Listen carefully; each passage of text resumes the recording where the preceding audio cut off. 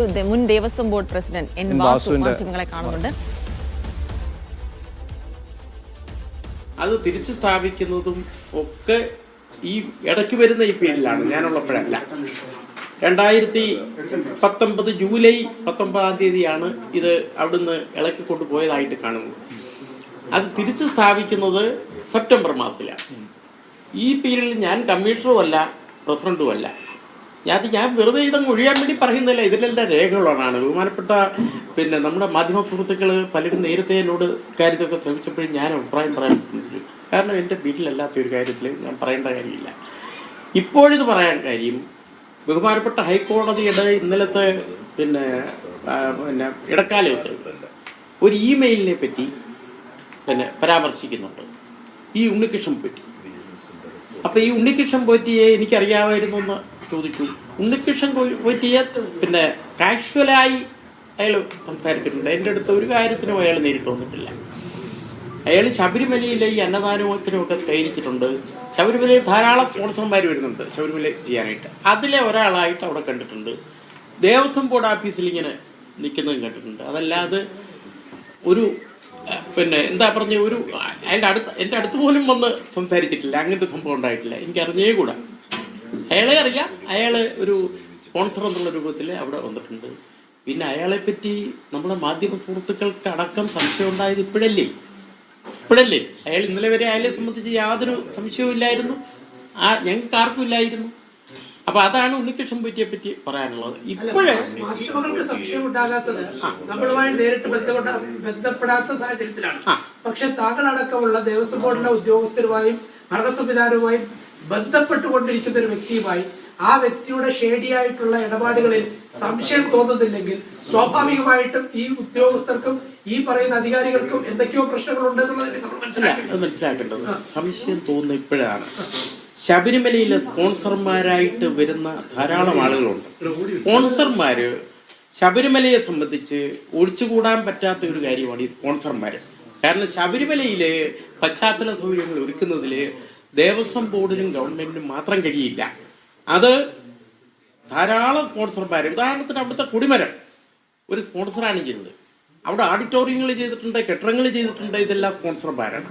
ഈ വരുന്ന സ്പോൺസർമാരുടെ ചരിത്രം എല്ലാം ഒരു ബോർഡിന്റെ കാലത്തും അത് പരിശോധിക്കുക പ്രായോഗികമല്ല. ഇതിനകത്ത് സാറേ, ഈ ഹൈക്കോടതിയുടെ ഉത്തരവിൽ പറയുന്ന രണ്ട് പ്രധാനപ്പെട്ട കാര്യമാണ്.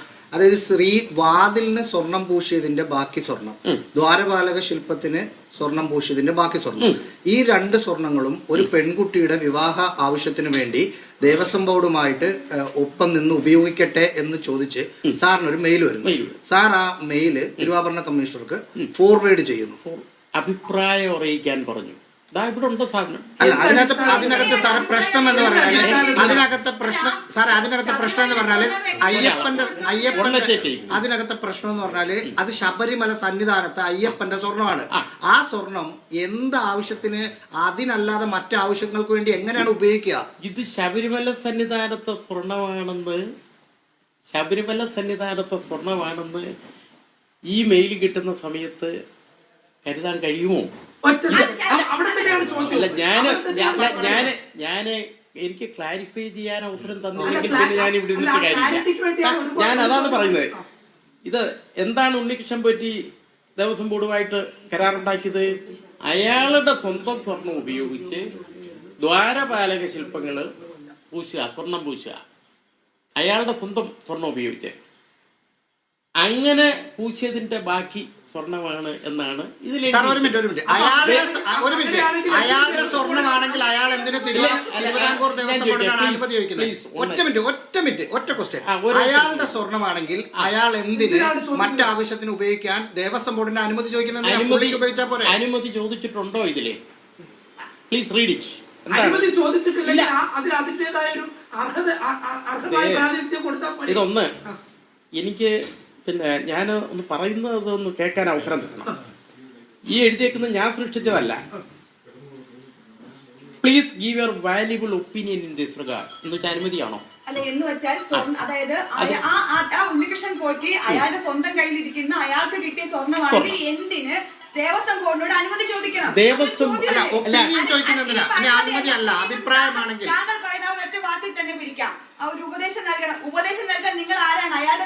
സ്വർണം എടുക്കണോ വേണ്ടോ തീരുമാനിക്കാൻ അയാൾക്ക് സ്വന്തമായി അധികാരമുള്ളപ്പോൾ ദേവസ്വം ബോർഡ് എന്തിനാണ് ഇടപെടുന്നത്? ഒന്ന്, ദേവസ്വം ബോർഡിനെ ഒരു കാര്യത്തിന് അപ്രോച്ച് ചെയ്യുന്ന ഒരാളുടെ കോണ്ടാക്ട് ആയത് മര്യാദക്കാണോ അയാൾ പെരുമാറുന്നത് എന്നൊക്കെയുള്ള അല്ല പ്രശ്നം.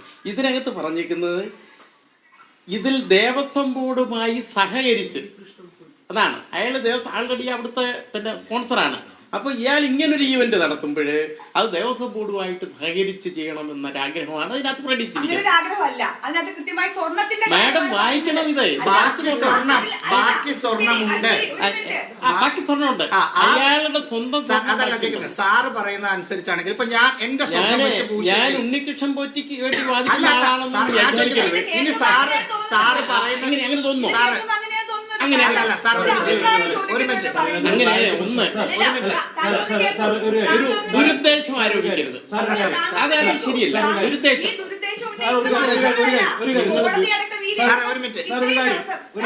ഞാൻ കോടതിയുടെ ജഡ്ജിമെന്റൊക്കെ ഞാൻ വായിച്ചു മാഡം. അല്ല അങ്ങനെയുള്ള ഇമ്പ്യൂട്ടേഷൻ അങ്ങനെയൊന്നും വേണ്ട. അത് ശരിയല്ല. ഇത്രയും ദിവസം ഇതുമായി ബന്ധപ്പെട്ട് ഇതിന് മുൻപും താങ്കളെ മാധ്യമങ്ങൾ ബന്ധപ്പെട്ടിട്ടുണ്ട്. അന്ന് ഇക്കാര്യം താങ്കൾ പറഞ്ഞു. എനിക്ക് ഈ ഇല്ലില്ല എന്റെ ഇതൊന്ന് 6 വർഷം മുമ്പ് വന്ന റുട്ടിനായ ഒരു പേപ്പറാണ്, തപാലിൽ വന്ന ഒരു പേപ്പർ.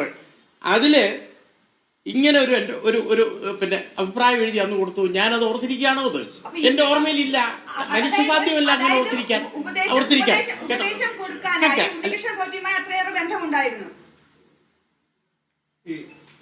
അല്ല അതെ ശരിയല്ല.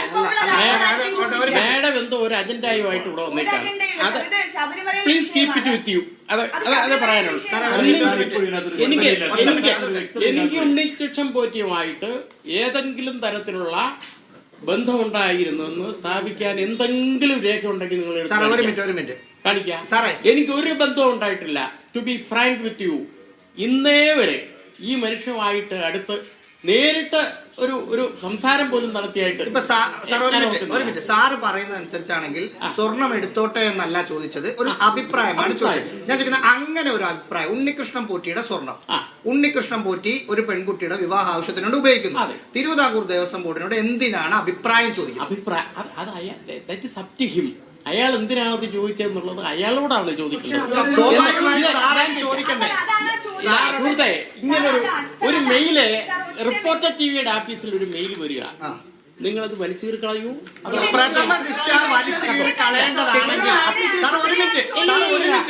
ഒരു മെയില് കിട്ടുമ്പോ സ്വാഭാവികമായി ഇപ്പൊ ഇതിനകത്ത് എഴുതിയിരിക്കുന്നത് ഞാൻ പറയുന്നത് കേൾക്കാമെങ്കിൽ മാത്രമേ ഞാൻ ഇരിക്കുന്നുള്ളൂ. അല്ലെങ്കിൽ ഞാൻ ഒരു മിനിറ്റ് സാറിന്റെ കയ്യില് ഞാൻ പറയേണ്ട സ്ഥലത്ത് പറഞ്ഞോളാം. ഇതെന്താ ആരും ഇൻട്രോഗേറ്റിംഗ് ഒരു ഇൻവെസ്റ്റിഗേറ്റിംഗ് ഇൻട്രോഗേറ്റ് ചെയ്യുന്നവരൊക്കെ സംസാരിക്കുക, എന്നിൽ ദുരുദ്ദേശം ആരോപിക്കുക എന്നൊക്കെ പറഞ്ഞു കഴിഞ്ഞാൽ ഇറ്റ്സ് നോട്ട് ഫെയർ മാഡം. ഞാന് ഈ മീഡിയയിൽ വന്ന് ഷൈൻ ചെയ്തിട്ട് എനിക്ക് പ്രത്യേകിച്ച് ഇതിലെ ഇത് ഞാൻ ഉണ്ണികൃഷ്ണൻ പോറ്റിയുടെ ആയിട്ട് ബന്ധപ്പെട്ട ആളാണെന്നൊക്കെ പറയുന്നു. ഒരു ചെറിയ ഒരു രേഖ എന്തെങ്കിലും എടുത്ത് പറയാം. ഇല്ലാതെ നിങ്ങൾ പറയുന്നത് ശരിയാണോ? അത് ഇയാളെ പറ്റി അയാളോട് ഞാൻ വീണ്ടും പറയുന്നു, എനിക്ക് യാതൊരു ബന്ധവുമില്ല, ഒരു തരത്തിലുള്ള ഇടപാടും അയാൾ പറ്റില്ല. പിന്നെ ഇങ്ങനൊരു മെയില് വന്നപ്പോ ഞാൻ എന്താണ് ചെയ്യേണ്ടത്? മെയില് കീറിക്കളയാനല്ല ഞാൻ പഠിച്ചത്.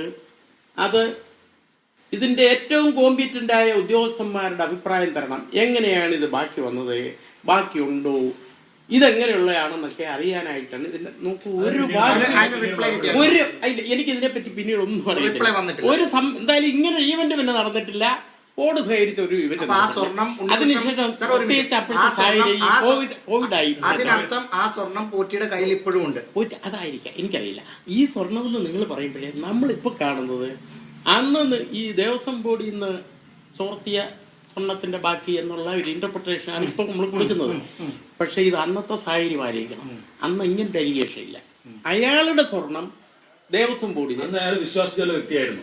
അങ്ങനെയാണ്. അല്ല, അയാളെ സംബന്ധിച്ച് അത് സംശയം ഉണ്ടായിരിക്കില്ല. ഞാൻ അയാളെ വിശ്വസിക്കുകയോ ചെയ്യേണ്ട കാര്യം അന്നില്ല. കാരണം ഞാനല്ല ഇതുമായിട്ട് ബന്ധപ്പെട്ടത്. പക്ഷെ അന്നത്തെ ഉണ്ടായിരുന്ന ധാരണ അന്നല്ല, ഈ 1 മാസം മുമ്പ് വരെ അതല്ലായിരുന്നു ധാരണ. ഇപ്പോഴെ സ്വർണം ഇത് റിപ്പയറിന് ഏൽപ്പിച്ചതും അയാളെ ഇല്ലേ. ആർക്കെങ്കിലും ഒരു ധാരണ ഉണ്ടായിരുന്നു? അപ്പോഴും ഇതൊരു പരിശോധന നടത്താൻ ഇയാളൊരു കുഴപ്പക്കാരനാണെന്ന് നിങ്ങളിൽ ആർക്കെങ്കിലും ഒരു ധാരണയുണ്ടായിരുന്നു? ശബരിമലയില് ശബരിമലയില് സ്ഥിരമായി താമസിക്കുന്ന മീഡിയ സുഹൃത്തുക്കളുണ്ട്, ഉണ്ടായിരുന്നു. ആർക്കെങ്കിലും ഒരു സംശയം ഉണ്ടായിരുന്നു? അപ്പൊ അതുകൊണ്ട് ഇതിനകത്ത് അന്ന് അങ്ങനെ ഒരു സംശയത്തിന്റെ സാഹചര്യം ഇല്ല. എന്റെ കയ്യിൽ കിട്ടിയ ഒരു ഇമെയിൽ സന്ദേശം സാധാരണ തപാല് രാവിലെ കൊണ്ടുവരുമല്ലോ, ആ ഓരോ തപാലിലും ഞാൻ എന്തെങ്കിലും ഒരു